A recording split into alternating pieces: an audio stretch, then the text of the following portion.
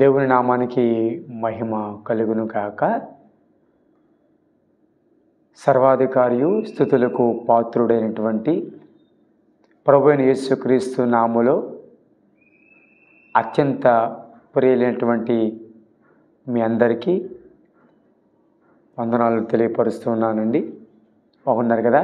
దేవుని సన్నిధిలో మీరు బాగున్నారని, యెహోవాను బట్టి మీరు ఆనందిస్తున్నారని, యెహోవాను బట్టి ఎదురు చూచువారు నూతన బలం పొందుతారు అన్న వాక్యం చెప్పినట్టుగా ఆ నూతన బలము, నూతన శక్తి మీ జీవితాలలో కలగాలని, మీ కుటుంబం, మీ పిల్లలు అందరూ క్షేమకరంగా ఉండాలని దేవుడిచ్చే ప్రతి ఆధ్యాత్మిక, ఆర్థిక, కుటుంబ ఆరోగ్య ఆశీర్వాదాలు మీ కుటుంబాల్లో ఉండాలని నేను ఆశపడుతూ ఉన్నాను. అయితే కొన్ని శ్రమలు ఎదుర్కొంటున్నావా? కొన్ని పరిస్థితులు నీకు ప్రతికూలంగా ఉంటూ ఉన్నాయా? నీ జీవితంలో ప్రార్థన చేసిన శ్రమ, లేకపోతే ఈ శ్రమకు కారణం ఏంటో తెలియని పరిస్థితుల్లో ఒకవేళ జీవితం వెళుతుందా? శ్రమను బట్టి కృంగిపోతున్నావా? వాక్యం చెప్తుంది, శ్రమ దినమున నువ్వు కృంగిని ఎడల నువ్వు చేతకాని వాడు వగదు. కాబట్టి దేవుని శ్రమలు అనేది క్రైస్తవ జీవితంలో కొన్నిసార్లు దేవుడి చేత అనుమతించబడుతూ ఉంటాయి. బైబిల్ గ్రంథంలో ఒక మాట మీకు జ్ఞాపకం చేస్తాను. 119వ సంకీర్తన 67వ వచనం. 119వ సంకీర్తన 67వ వచనం. శ్రమ కలుగక మునుపు నేను త్రోవ విడిచి తిని, ఇప్పుడు నీ వాక్యమును అనుసరించి నడుచుకొనుచున్నాను. కీర్తనకారుడు శ్రమలలో ఆయన కలిగిన అనుభవాలను ఈ వచనంలో మాట్లాడుతున్నాడు.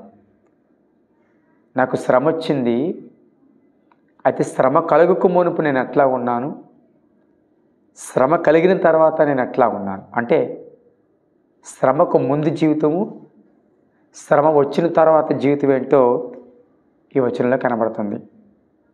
శ్రమకు ముందు జీవితము త్రోవ తప్పిన జీవితం, శ్రమ తరువాత జీవితము వాక్యాన్ని నడుచుకునే జీవితం. చూడండి, అవును, శ్రమకు ముందు త్రోవ తప్పాడంట. అంటే శ్రమ రానంత వరకు, ఇబ్బందులు లేనంత వరకు,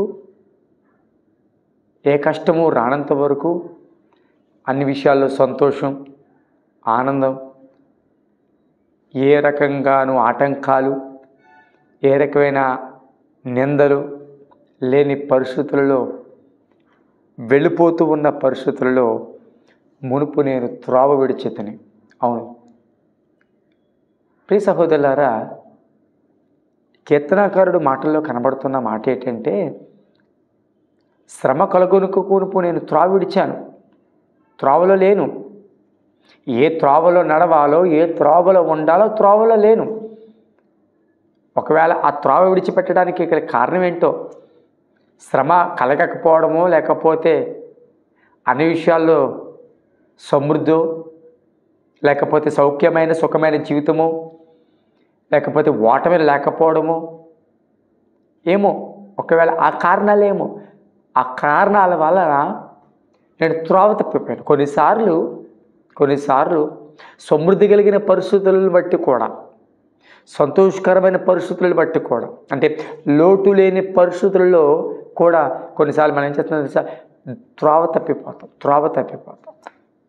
కానీ శ్రమ కలగక మునుపు నేను త్రోవ విడిచాను, అయితే శ్రమ వచ్చిన తర్వాత ఏమవుతుంది తెలుసా, నేను వాక్యమును అనుసరించి నడుచుకున్నాను. అంటే ఈ శ్రమ అతని జీవితంలో లాభమే కలిగించింది.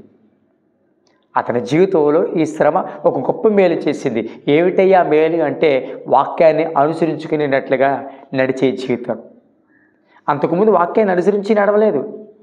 అసలు శ్రమలు ఎందుకు వస్తాయని వాక్యం చూసినట్లయితే, కీర్తనల గ్రంథం 16వ అధ్యాయం 4వ వచనం చూసినట్లయితే, యెహోవాను విడిచి వేరొకను అనుసరించే వారికి శ్రమలు విస్తరించును.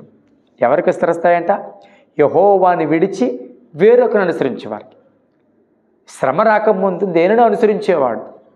శ్రమ రాకముందు లోకాన్నో, శ్రమ రాకముందు స్నేహితులలో, ఏలోక పారంపర్య ఆచారములను, శ్రమ రాకముందు జీవితం వేరు,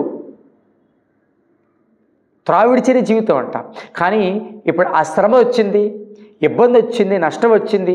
ఇప్పుడు అన్న ఇబ్బంది నష్టం నాకు ఏం కలిగించిందంటే లాభం కలిగించింది. ఏమిటి లాభం అంటే వాక్యాన్ని అనుసరించుకుని నడుచుకునేటట్లుగా.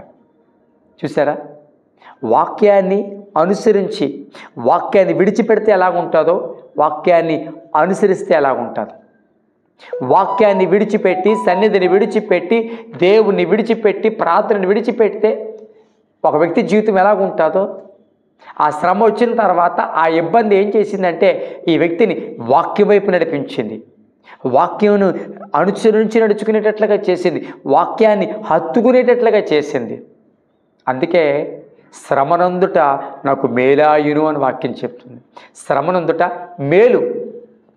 నీ జీవితంలో కూడా ఏ శ్రమలు గుండా వెళ్తున్నావేమో, ఏ ఇబ్బందుల గుండా వెళ్తున్నావేమో, ఆ శ్రమలు నీకు నేర్పిస్తున్న పాఠాలు చాలా విలువైనవి.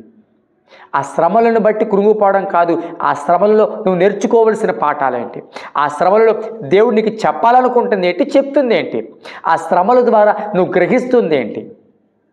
ఆ శ్రమలు నిన్ను ప్రభువుకి దగ్గర చేయాలి, ఆ శ్రమలు నిన్ను వాక్యానికి దగ్గర చేయాలి, ఆ శ్రమలు నిన్ను ప్రార్థన జీవితానికి దగ్గర చేయాలి, ఆ శ్రమలు దేవుణ్ణి మరింతగా ప్రేమించేటట్లుగా చేయాలి.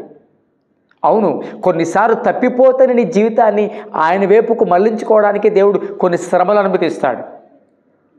వాక్యానికి దూరం అయిపోయి, వాక్య సహవాసానికి దూరం అయిపోయి త్రోవ విడుస్తున్న నిన్ను ఆయన మార్గంలోకి మళ్ళా తీసుకురావడానికి. అందుకే ఆయనకి కొంతమంది దూరం కాకుండా ఉండినట్లు కొన్ని సదుపాయములను, కొన్ని సాధనాలను ప్రభు కల్పిస్తున్నాడని వాక్యం చెప్తూ ఉంది.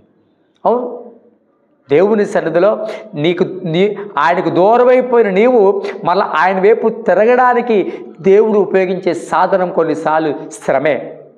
దేవుడు ఉపయోగించే సాధన లేకపోతే దేవుడు ఉపయోగించే ఆ యొక్క అవకాశం, దేవుడు ఉపయోగించేది ఏదైనా ఉందంటే కొన్నిసార్లు శ్రమలే.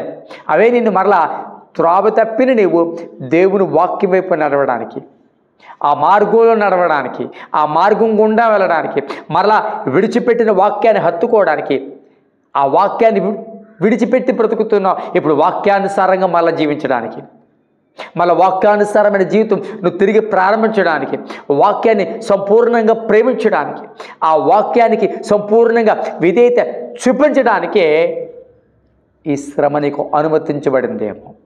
కాబట్టి దేవుని బిడ్డలారా, ఈ శ్రమ నీకు నేర్పిస్తున్న పాఠం విలువైనది. ఈ శ్రమ ప్రభు వైపు నిన్ను తిరుపుతుందేమో. ఈ శ్రమ మరల నీ ఆత్మీయ జీవితాన్ని మళ్ళా మునుపటి కంటే ఆత్మీయంగా నేను ఒకళ్ళు రగిలించడానికి ప్రయత్నం చేస్తుందేమో. ఈ శ్రమ మరల వాక్యాన్ని జ్ఞాపకం చేస్తుందేమో. ఈ శ్రమ మరలా నీ ప్రార్థన జీవితాన్ని జ్ఞాపకం చేస్తుందేమో. ఈ శ్రమ మరలా నీ మొదటి ఆధ్యాత్మిక విలువైన అనుభవాలు నేర్పిస్తుందేమో. నయోమి జీవితంలో శ్రమ, వేదన, కుమారులు పోగొట్టుకుంది, భర్తను పోగొట్టుకుంది. అలాంటి పరిస్థితుల్లో ఆమె విన్నది ఏంటంటే తెలుసా? బెత్లెహేమును మరలా దేవుడు దర్శిస్తూ ఉన్నాడు. బెత్లెహేముడు దేవుడు దర్శిస్తూ ఉన్నాడు అనే మాట వినే సమయానికి నయోమి జీవితం శ్రమలలో ఉంది, ఆనందం లేదు. తన మాటల్లో తను చెప్తున్న మాట ఏంటి తెలుసా? నేను మారా, నాది చేదు అనుభవాలు కలిగిన బ్రతుకు. చూసారా? ఆ శ్రమ, ఆ వేదన మళ్ళా బెత్లెహేము వైపు నడిపించింది, బెత్లెహేములోకి రావడానికి కృప చూపించింది.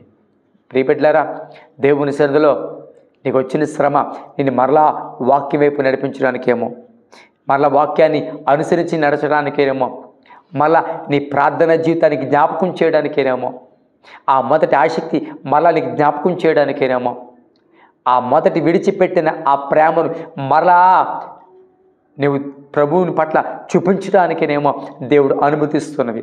కాబట్టి ఈ శ్రమలలో దేవునికి విజయం ఇవ్వబోతూ ఉన్నాడు. ఈ శ్రమలు నీకు నష్టం కాదు, లాభమే చేయబోతూ ఉన్నాయి. ఈ శ్రమల ద్వారా ప్రభువుకి మరల సమీపం కాబోతూ ఉన్నావు. ఈ శ్రమల ద్వారా మరల వాక్యములో నువ్వు బలవంతుడు కాబోతూ ఉన్నావు. ఆయన మార్గాలని నడుచుకోవడంలో మరల దేవుడు నేను బలవంతుడుగా చేయబోతున్నాడు.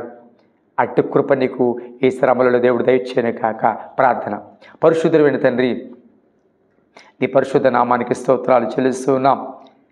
ఎంతమంది అయితే ప్రేక్షకులు శ్రమల గుండా వేదనల గుండా వెళుతూ ఉన్నారు నాకు తెలియదు, కానీ అయ్యా ఆ శ్రమలు వారికి దీవెనకరంగా మార్చండి. ఆ శ్రమలలో వారికి మీరు నేర్పిస్తున్న పాఠాలను గుర్తెరగడానికి సహాయం చేయండి. శ్రమ కలుగక మునుపు త్రావి విడిచాడు, కానీ ఇప్పుడైతే నీ వాక్యానుసారంగా నేను అనుసరించి నడుచుచున్నాడని వాక్యం చెప్తుంది. ఏ శ్రమలు గుండా వెళుతూ ఉన్నప్పటికీ ప్రభా, ఈ శ్రమల ద్వారా వారు వాక్యాన్ని మరలా హత్తుకుని ప్రార్థన జీవితాన్ని మరలా కలిగి మరలా నేను ప్రేమించే వ్యక్తులుగా వారుండి మునుపటి కంటే అత్యధికమైన ఆధ్యాత్మిక ఆశీర్వాదములోకి, మునుపటి కంటే అత్యధికంగా నేను ప్రేమించే వ్యక్తులుగా ఈ శ్రమలలో వారిని మార్చమని, నిలబెట్టి విజయం వైపుకు నడిపించమని, విజయాన్ని దయచేయమని యేసు నామమున అడుగుచున్నాం తండ్రి. ఆమేన్.